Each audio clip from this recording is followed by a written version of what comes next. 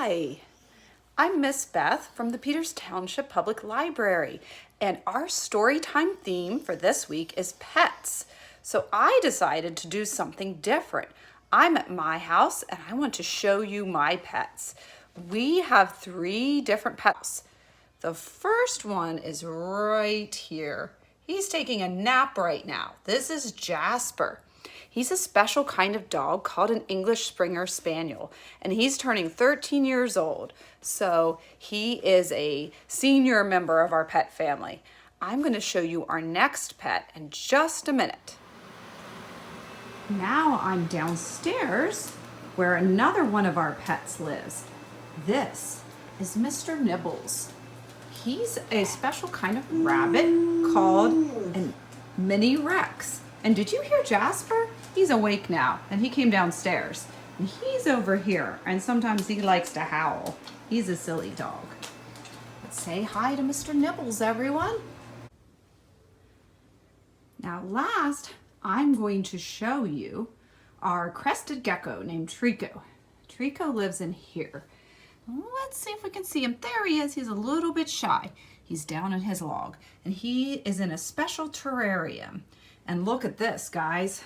We're going to upgrade him. Uh-oh, there's my flashlight. To a much bigger space soon. So that's our last pet, Trico. All right, guys, we have an extra bonus. So these aren't our pets, but they're foster kittens. So that means someone takes care of these kittens until they get old enough to adopt. So there's a foster family through a special pet rescue who's taking care of them. But while she's on vacation, we're taking care of these crazy sweet kittens. Let me introduce you to everyone. Okay, the purple collar here is Sophie, and she's grooming her brother. And this is Archie. They're being silly. Oh, listen. Can you hear that? They're purring. So that's Sophie and Archie. Pink collar. Oh, meow. Hello. This is Phoebe. Now our shy one. Let's see if we can find him. Oh, there he is. That's Theo. Say hi to Theo, everyone. All right, I'm back with my kitty friends to read our book. I thought they might kind of enjoy hearing this next book. So the book we're reading today is called Bits and Pieces. And it's a book about cats. It's written by Judy Schachner. She's the same person who writes the Skippy John Jones books. And it's published by Dial Books for Young Readers. We're going to get started. For a cat, Tink was an odd duck.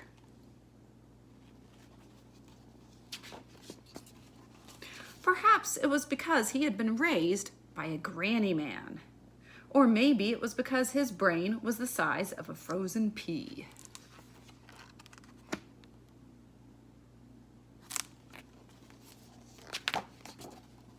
No matter, his family loved their boy to bits.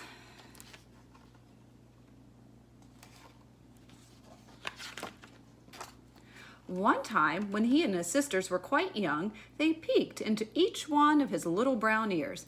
And do you know what they saw? They saw each other. And this explained a lot, such as their cat's eating habits.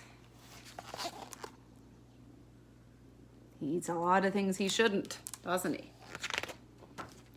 After months of sneaking these kinds of snacks, Tink teetered into the kitchen and tipped over, and no amount of coaxing could put their boy back on his paws. Uh-oh, doesn't look too good. So his mother, who loved her boy to bits, had no choice but to take Tink to the kitty clinic where they treated him with green gloves and a giant red pill. Oh, that must be what happens when you eat something bad. When Tink came home, he had forgotten all about being sick, but he never forgot the excitement of being outdoors. He's like, whoa, that looks so cool. Look at the birds and squirrels. Still, Tink enjoyed his life as an indoor cat because he did everything with his family. He read with them and bathed with them. He worked with them and played with them.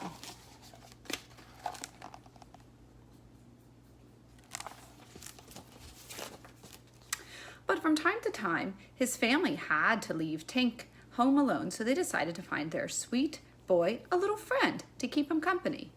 After a few awkward moments and a tussle,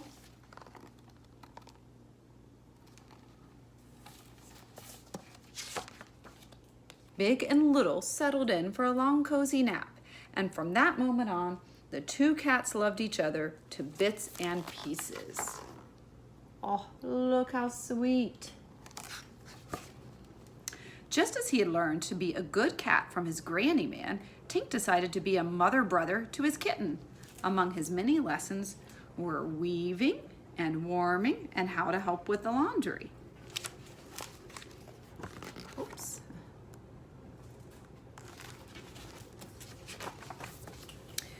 Though his experience was limited, Tink's best lessons were all about the great outdoors, and over the years he tried to get more experience. Get back here, Sneaky Peek.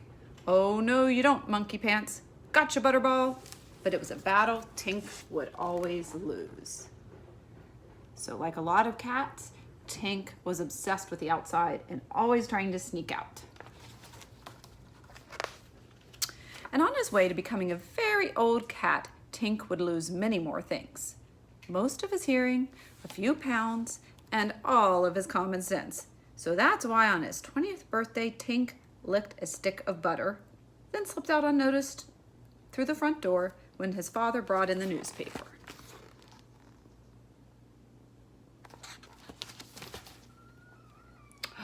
You guys hear that? Someone saying hi.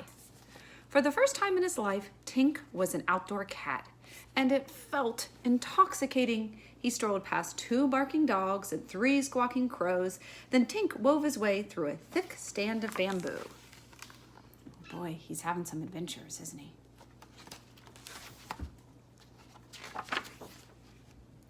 Until he met the moon on the other side.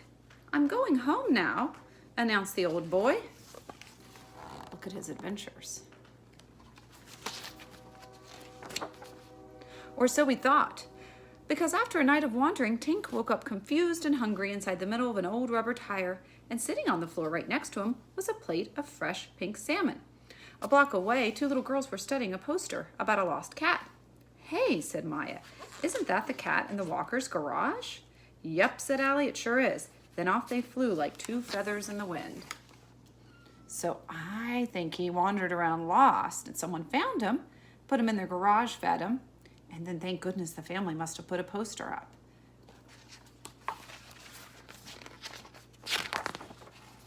But right around the corner and 2 streets down, the cat stranger was beginning to cause a real commotion. Where did he come from? It's like a miracle. Oh, he's so cute. Will they keep him? He came from the tire. Do you think he can see? His eyes are so glassy. No, Tugger likes to eat cats. Just as Tink was basking in the glow of so many new friends, an Iceman plucked him from the tire and placed him inside a cardboard box. "Sorry, fella," said the man. "We've got to bring you to the animal shelter." But moments before the lid was lowered, the 2 little sleuths on silver scooters came racing toward the crowd. Huffing and puffing right behind them was a lady who looked like she had lost her best friend. Oh, who do you think is running to find him? Hey, I've got to show you guys something really quick. Look who snuck up here. Theo. "We found her," shouted the girls, dropping their scooters. "Found who?" someone shouted. "Tink's mother, of course," replied the girls. "It's another miracle," declared a child. Well, it wasn't a miracle, but to the lady who loved her boy to bits and pieces, it sure felt like one.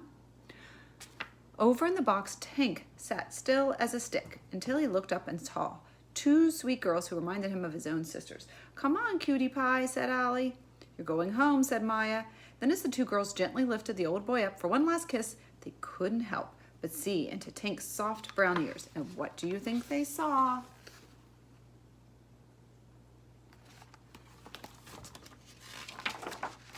They saw each other. The end. Well, I sure hope you guys enjoyed our special story time and meeting all the May family pets, including our temporary friends. And just a little plug for Merlin's Cat Shelter in Carnegie, Pennsylvania. If anyone is interested in adopting or fostering cats, they have a great need for volunteers. They have a need for donations of supplies, for people who are willing to take cats into their home until they find permanent homes, or for just people who are willing to adopt and want a kitten. And all of these kittens will be coming up for adoption on Merlin's website in a few weeks. I hope you enjoyed our story time, and I will see you next week.